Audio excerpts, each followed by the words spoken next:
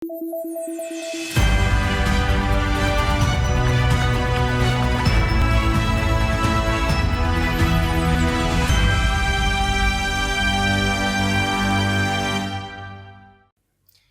pun pemirsa Garuda TV, jumpa lagi bersama saya Dewi Sulistia dalam Lampung 8. Sejumlah informasi telah kami rangkai dan siap kami sajikan untuk Anda. Inilah Lampung 8 selengkapnya.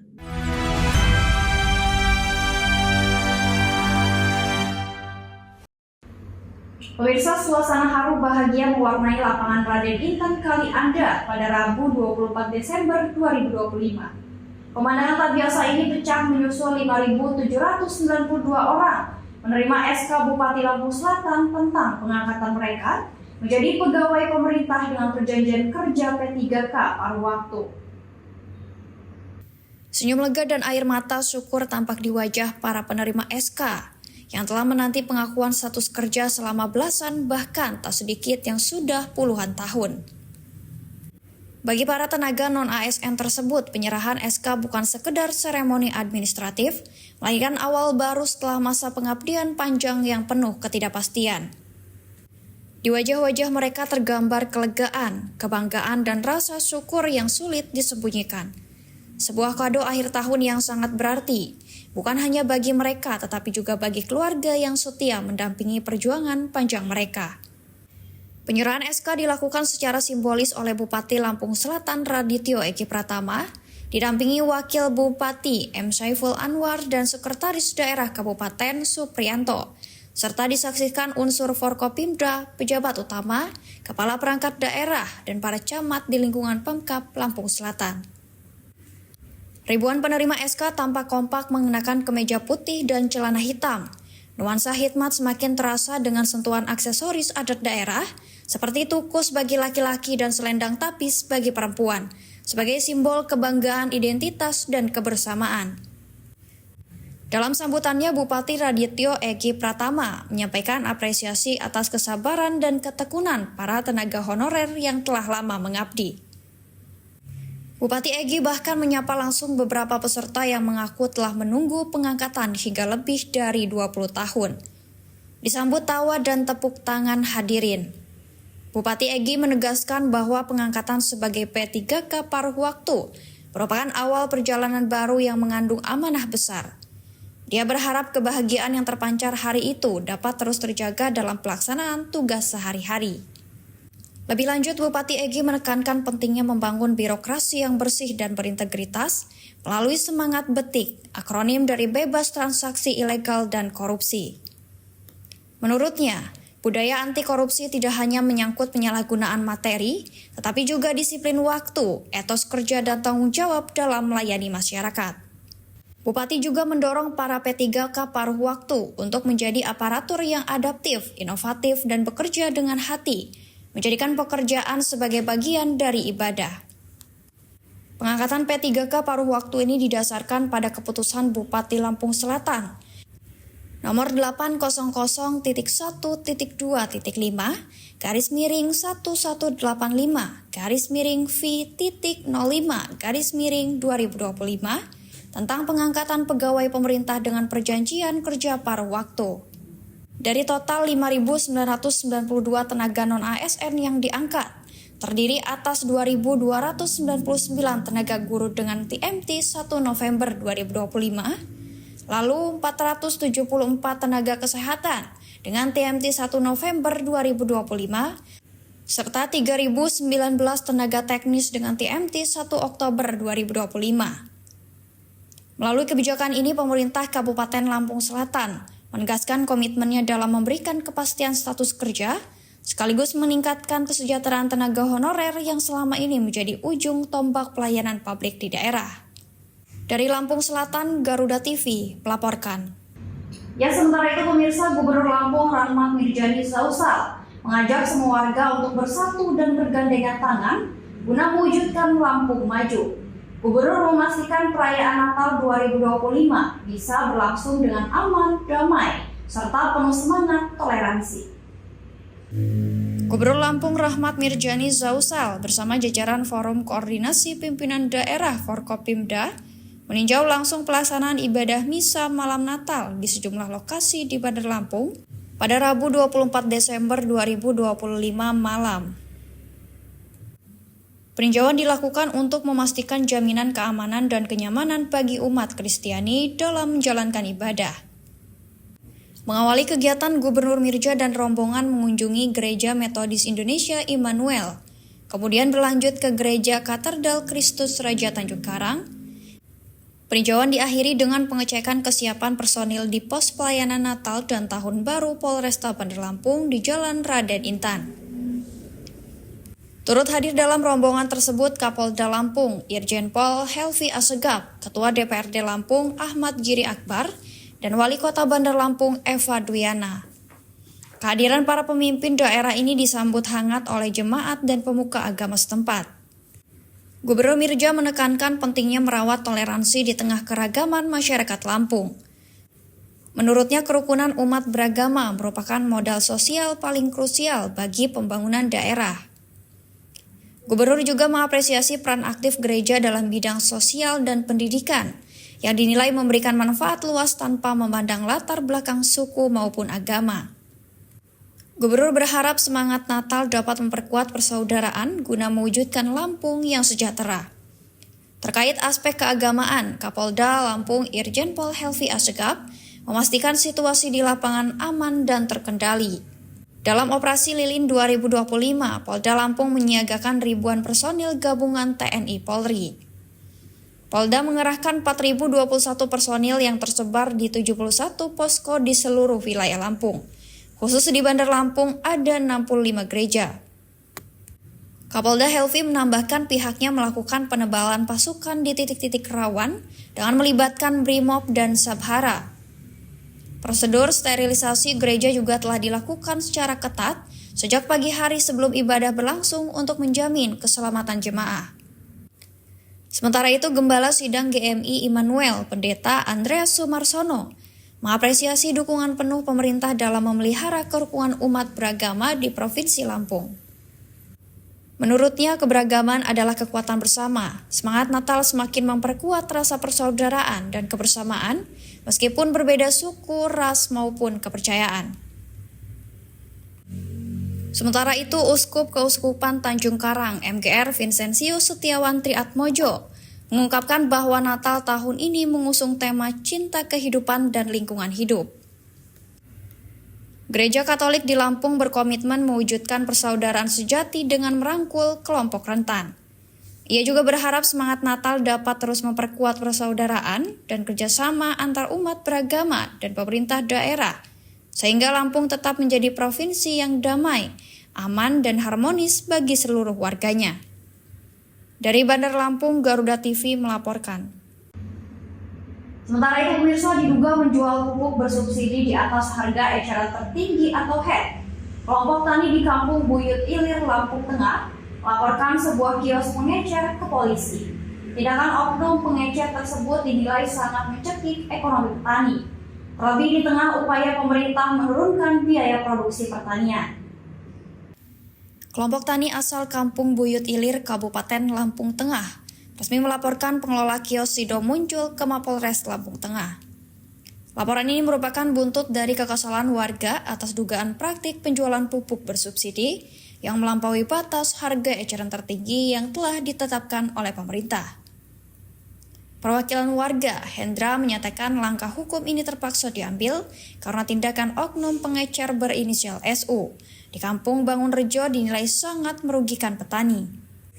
Padahal per 22 Oktober 2025, pemerintah telah menetapkan harga subsidi baru, yakni Rp1.800 per kilogram untuk jenis urea, dan Rp1.840 per kilogram untuk NPK Posca. Pengecer mematok harga NPK Posca Rp112.000 per karung. Padahal seharusnya sesuai HET hanya Rp92.000. Ada selisih kelebihan Rp20.000. Untuk urea mereka menjual Rp102.500 per karung, selisih Rp12.500 dari harga resmi Rp90.000. Warga mendesak pihak kepolisian segera melakukan investigasi dan memberikan sanksi tegas kepada oknum pengecer tersebut. Hingga berita ini diturunkan, pihak distributor maupun pengelola kios Sido Muncul belum memberikan respon meski telah dihubungi melalui pesan singkat maupun sambungan telepon. Warga berharap adanya efek jera agar program subsidi pemerintah tidak disalahgunakan oleh oknum yang mencari keuntungan pribadi di atas penderitaan petani. Dari Bandar Lampung, Tim Liputan Garuda TV melaporkan.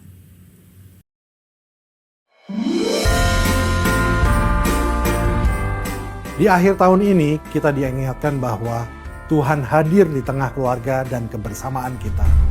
Dari kasih yang menyatukan, lahir kekuatan untuk melangkah bersama, saling menguatkan dan menjaga satu sama lain. Dalam menjalankan peran pelayanan publik, kami belajar bahwa informasi bukan hanya menyampaikan berita, tetapi juga menjadi pengingat bahwa Tuhan hadir menyelamatkan, menguatkan ikatan keluarga, dan menumbuhkan kepedulian antar sesama. Di balik setiap proses dan karya, ada semangat kebersamaan yang terjaga. Seperti keluarga yang saling menguatkan, kita melangkah dengan keyakinan bahwa Tuhan hadir menyertai, menjaga ritme, dan meneguhkan tekad untuk memberi yang terbaik bagi publik. Dalam semangat Natal, kolaborasi dengan mitra dan masyarakat menjadi wujud kepercayaan dan kepedulian bersama. Setiap kerjasama mengajarkan kita bahwa pertumbuhan dan kemajuan tercipta saat kasih, kejujuran, dan saling percaya menjadi dasarnya. Saya, Fahmi Muhammad Anwari. Saya, Untung Pranoto. Saya, Mulyandi Nasution. Saya, Eli Husin. Mengucapkan selamat merayakan Hari Natal Dan Tahun Baru 2026. Semoga kasih Tuhan hadir, menyelamatkan keluarga, Membawa damai kehangatan. dan harapan baru dalam setiap langkah perjalanan kita bersama.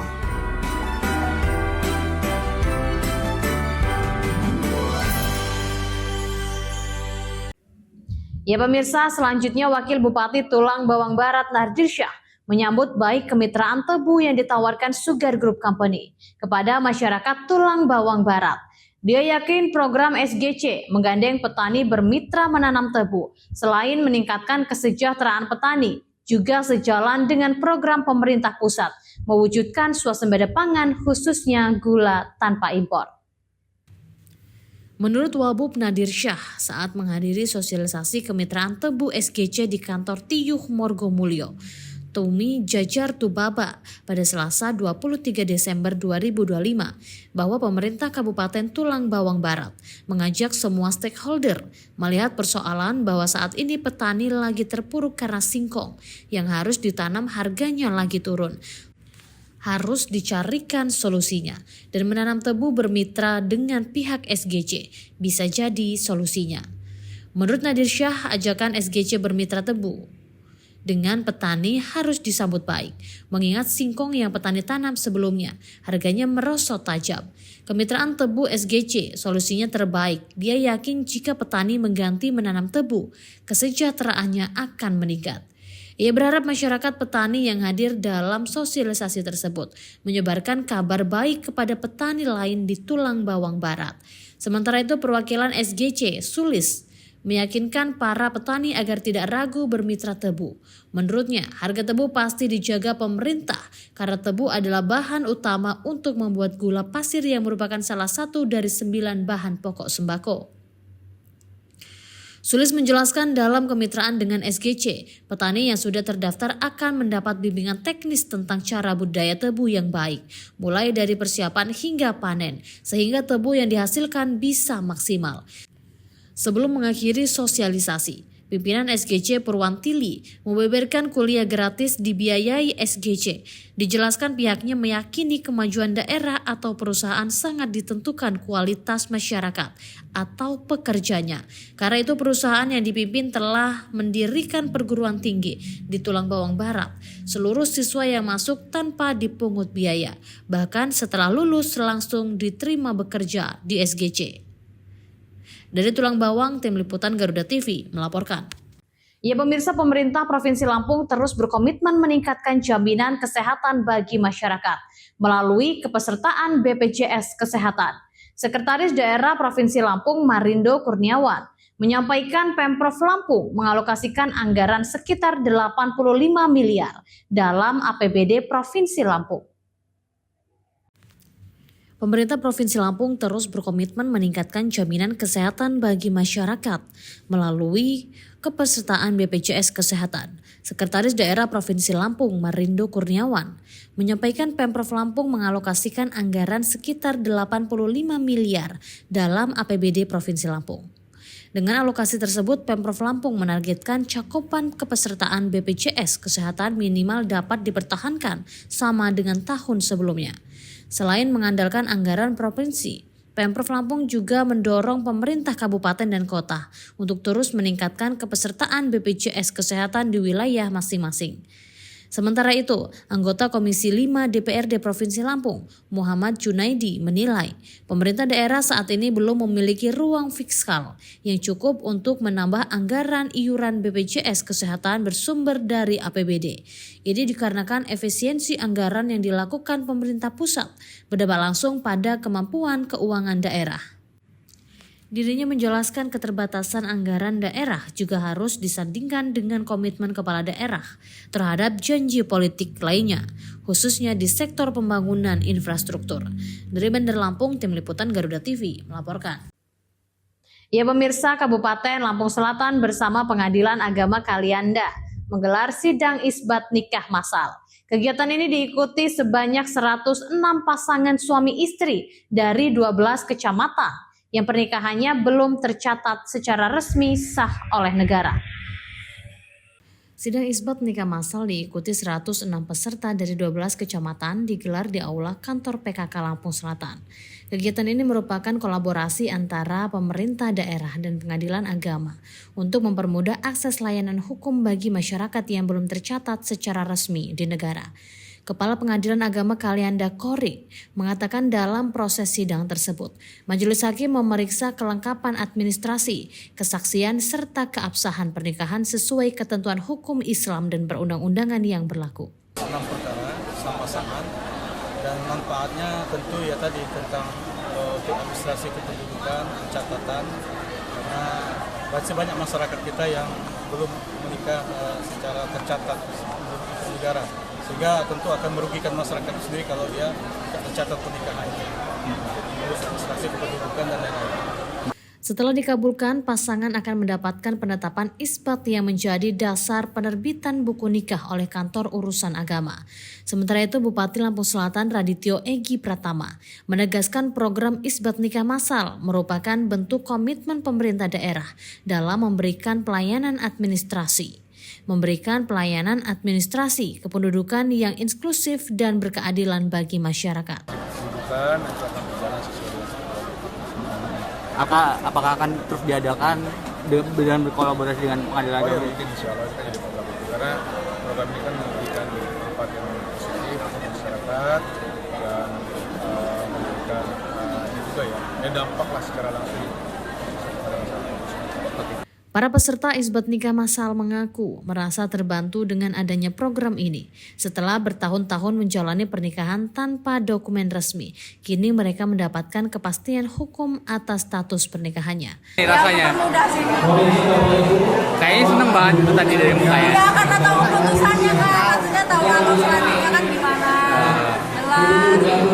Aja buat Bapak Bupati, buat udah diadain. Ini buku nikah gratis. Dari Lampung Selatan, Tim Liputan Garuda TV, Heri Afriansyah melaporkan. Setiap hari, 1,5 juta orang bekerja dari dini hari. Setiap hari, lebih dari 12.000 dapur serentak beroperasi. Setiap hari, lebih dari 35 juta porsi makanan disiapkan untuk meningkatkan gizi anak di seluruh Nusantara. Sebuah misi yang terdengar tak masuk akal demi masa depan Indonesia. Di mana dapur-dapur yang terbaik? Siapa para pahlawan gizi yang tak kenal lelah? Tiap hari kami mencari, menginspeksi, mengamati SPPG atau Satuan Pelayanan Pemenuhan Gizi tanpa mereka tahu. Kami mata-mata MBG, independen dan netral, mencari bintang MBG di seluruh Indonesia. Saksikan Bintang MBG mulai Desember 2025 di Garuda TV.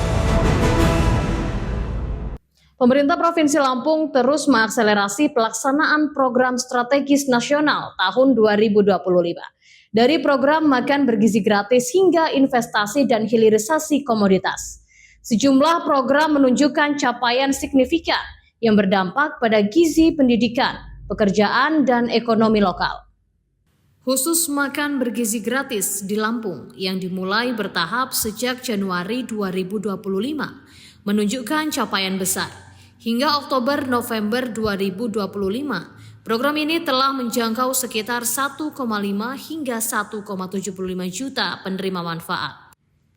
Setara sekitar 86% dari target provinsi, yaitu 2,2 juta penerima manfaat. Capaian itu menempatkan Lampung sebagai salah satu provinsi dengan persentase pelaksanaan tertinggi di Indonesia. Pelaksanaan MBG di Lampung dimulai bertahap sejak 6 Januari 2025, diawali di Kabupaten Pringsewu dan Lampung Tengah, kemudian diperluas ke Kota Metro dan Kabupaten Lampung Utara pada pertengahan Januari. Pemerintah Provinsi Lampung memfokuskan implementasi program dengan memanfaatkan sistem dapur, layanan gizi, serta koordinasi lintas sektor. Per 31 Maret 2025, MBG di Lampung telah menjangkau 97.687 penerima manfaat, terdiri dari pelajar PAUD, SD, SMP, peserta pendidikan kesetaraan, dan santri pondok pesantren. Data ini menunjukkan pertumbuhan signifikan dari realisasi awal Januari yang baru menyentuh 12.735 pelajar di 70 sekolah.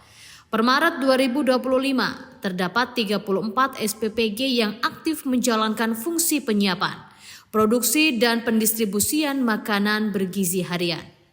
Hingga November 2025, Lampung berhasil mengoperasikan 552 dapur MBG dari potensi 798 dapur yang disiapkan. Dapur-dapur ini terintegrasi dalam sistem rantai pasok lokal yang melibatkan UMKM pangan dan kelompok perempuan pengolah makanan.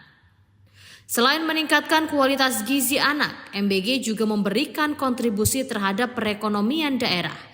Sepanjang 2025, program ini diperkirakan telah menyerap sekitar 24.000 tenaga kerja lokal, mulai dari jasa catering, pengolah makanan, pendamping sekolah, hingga distributor makanan. Dari Bandar Lampung, tim Garuda TV melaporkan. Ya pemirsa, Wakil Bupati Lampung Timur Azwar Hadi menegaskan pentingnya kolaborasi multipihak dalam pengelolaan jasa lingkungan hidup, khususnya jasa keindahan alam, sebagai bagian dari upaya menjaga kelestarian Taman Nasional Waikambas. Ditekankan juga pengembangan jasa lingkungan hidup, khususnya jasa keindahan alam, merupakan instrumen strategis yang tidak hanya berorientasi pada konservasi, tapi juga harus mampu memberikan manfaat nyata dan berkeadilan bagi masyarakat sekitar kawasan. Hal tersebut disampaikan Wakil Bupati Azwar Hadi saat membuka rapat koordinasi jasa lingkungan hidup Kabupaten Lampung Timur yang berlangsung di Aula Kantor Dinas Kesehatan Kabupaten Lampung Timur, Sukadana pada Rabu 24 Desember 2025. Wakil Bupati Lampung Timur Azwar Hadi menyampaikan bahwa Kabupaten Lampung Timur memiliki kekayaan sumber daya alam yang sangat besar, terutama keberadaan Taman Nasional Waikambas sebagai kawasan konservasi nasional yang memiliki nilai ekologis, sosial, ekonomi, dan budaya bagi masyarakat sekitar. Menurutnya, Taman Nasional Waikambas tidak hanya berfungsi sebagai habitat satwa dilindungi dan penyangga ekosistem, tetapi juga menjadi benteng alam bernilai tinggi yang berbatasan langsung dengan desa-desa penyangga dan aktivitas masyarakat Lampung Timur. Menurut Azwar Hadi, menekankan bahwa pengembangan jasa lingkungan hidup, khususnya jasa keindahan alam, merupakan instrumen strategis yang tidak hanya berorientasi pada konservasi, tetapi juga harus mampu memberikan manfaat nyata dan berkeadilan bagi masyarakat sekitar kawasan. Rapat koordinasi dinilai sangat penting terutama dalam rangka penguatan implementasi Jaslink Keindahan Alam, sekaligus sebagai respon terhadap rencana perubahan zona pengelolaan Taman Nasional Waikambas yang berpotensi membawa dampak luas terhadap tata kelola kawasan, aktivitas masyarakat, serta peran dunia usaha. Melalui forum ini, Wabub Azwar Hadi berharap seluruh pemangku kepentingan dapat menyampaikan pandangan, masukan, dan solusi konstruktif sehingga kebijakan yang dihasilkan mampu menyeimbangkan aspek perlindungan lingkungan, kepentingan masyarakat, dan pembangunan daerah. Pemkab Lampung Timur lanjutnya memandang pengelolaan lingkungan hidup harus dilakukan melalui pendekatan kolaboratif dan berbasis data, dukungan Balai Taman Nasional Waikambas, perangkat daerah, pemerintah desa, dunia usaha, serta organisasi masyarakat sipil menjadi kunci keberhasilan pengelolaan kawasan penyangga. Dalam pengembangan jasa lingkungan hidup, beberapa aspek teknis yang menjadi perhatian bersama, antara lain kejelasan peran dan kewenangan masing-masing pihak, kesiapan kelembagaan di tingkat desa, lalu kepastian regulasi dan mekanisme kerjasama, agar pelaksanaan Jaslink berjalan sesuai ketentuan perundang-undangan. Selain itu, keterlibatan dunia usaha juga terus didorong melalui program tanggung jawab sosial perusahaan, kemitraan konservasi, serta dukungan terhadap perlindungan dan pengelolaan lingkungan hidup yang berkelanjutan. Melalui rapat koordinasi, diharapkan pembahasan tidak berhenti pada tahap diskusi, tetapi dapat dirumuskan menjadi rekomendasi dan rencana tindak lanjut yang konkret dan terukur. Pemerintah Kabupaten Lampung Timur berkomitmen menindaklanjuti hasil rapat dalam kebijakan dan program daerah dengan tetap mengedepankan prinsip keberlanjutan lingkungan dan peningkatan kesejahteraan masyarakat. Azwar Hadi juga menyampaikan apresiasi dan terima kasih kepada seluruh pihak yang telah berpartisipasi aktif. Dari Lampung Timur, Tim Liputan Garuda TV melaporkan. Selanjutnya, pemirsa, perwakilan Ombudsman Republik Indonesia Provinsi Lampung mengungkap praktik maladministrasi serius dalam layanan kesehatan setelah menemukan masih banyak fasilitas kesehatan tingkat pertama FKTP yang menolak melayani peserta BPJS Kesehatan hanya karena mengakses layanan di luar wilayah FKTP terdaftar. Ombudsman juga menemukan FKTP di 8 kabupaten kota melakukan penolakan layanan, bahkan disertai permintaan biaya dengan nominal bervariasi. Temuan tersebut disampaikan langsung Kepala Perwakilan Ombudsman Republik Indonesia Provinsi Lampung, Nur Rahman Yusuf, saat penyerahan laporan hasil pemeriksaan IAPS di kantor Ombudsman Lampung pada Selasa 23 Desember 2025. Temuan ini merupakan hasil investigasi atas prakarsa sendiri tahun anggaran 2025. Nur Rahman menegaskan Ombudsman tidak hanya menunggu laporan masyarakat, tetapi juga aktif melakukan investigasi untuk tetap memastikan kualitas pelayanan publik, khususnya di sektor kesehatan. Ombudsman juga melakukan investigasi proaktif melalui IAPS, tujuannya agar kualitas pelayanan publik, khususnya layanan kesehatan di Provinsi Lampung terus meningkat. Investigasi dipicu oleh maraknya laporan penolakan layanan dan pungutan biaya terhadap peserta BPJS Kesehatan yang berobat di luar wilayah FKTP terdaftar. Praktik tersebut jelas bertentangan dengan Pasal 55 Peraturan Presiden Nomor 82 Tahun 2018 tentang Jaminan Kesehatan, sebagaimana telah diubah terakhir dengan Perpres Nomor 59 Tahun 2024 yang mengatur bahwa peserta BPJS Kesehatan tetap berhak mengakses layanan di luar FKTP terdaftar maksimal 3 kali dalam sebulan. Dalam pelaksanaannya, Ombudsman Lampung melakukan pemeriksaan lapangan secara tertutup di 11 kabupaten kota, mencakup wilayah kerja BPJS Kesehatan kantor cabang Kota Bumi, Bandar Lampung, dan Metro. Pemeriksaan menyasar puskesmas dan klinik pertama mitra BPJS Kesehatan. Hasilnya, Ombudsman menemukan FKTP di 8 kabupaten kota masih melakukan penolakan layanan, bahkan disertai permintaan biaya dengan nominal bervariasi. Sementara itu, Kota Metro, Kabupaten Lampung Timur, dan Kabupaten Pesawaran dinilai lebih patuh karena tidak melakukan penolakan layanan, meskipun masih ditemukan pembatasan jumlah kunjungan yang belum sepenuhnya selesai aturan. Ombudsman Lampung menyimpulkan telah terjadi maladministrasi berupa tidak diberikan pelayanan kesehatan oleh FKTP kepada peserta BPJS Kesehatan yang mengakses layanan di luar wilayah FKTP terdaftar. Atas temuan tersebut, Ombudsman merekomendasikan tindakan korektif menyeluruh kepada 15 dinas kesehatan kabupaten kota serta 3 kantor cabang BPJS Kesehatan di Provinsi Lampung. Tindakan korektif itu antara lain berupa penerbitan surat edaran oleh Kepala Cabang BPJS Kesehatan dan Kepala Dinas Kesehatan Kabupaten Kota Selampung guna menegaskan kembali ketentuan pasal 55 Perpres Jaminan Kesehatan. Sebagai tindak lanjut, Ombudsman Lampung juga mengapresiasi seluruh dinas kesehatan dan kantor cabang BPJS Kesehatan di Provinsi Lampung yang telah melaksanakan tindakan korektif hasil IAPS 2025 sebagai bentuk komitmen peningkatan kualitas layanan kesehatan. Sekretaris Dinas Kesehatan Provinsi Lampung, John Lius, menyampaikan terima kasih atas pelaksanaan IAPS tersebut dan meminta seluruh Dinas Kesehatan Kabupaten Kota berkomitmen memperbaiki layanan FKTP sesuai rekomendasi Ombudsman. Sementara itu, 3 kantor cabang BPJS Kesehatan di Lampung menilai IAPS sangat membantu dalam sosialisasi dan pengawasan layanan JKN. Dari Bandar Lampung, Tim Liputan Garuda TV melaporkan. Demikian pemirsa, informasi tadi sekaligus mengakhiri perjumpaan kita pada hari ini. Tetap saksikan Lampung 8 dimanapun Anda berada. Saya Dewi Sulistia beserta kru dan jajaran yang bertugas pamit undur diri dan sampai jumpa.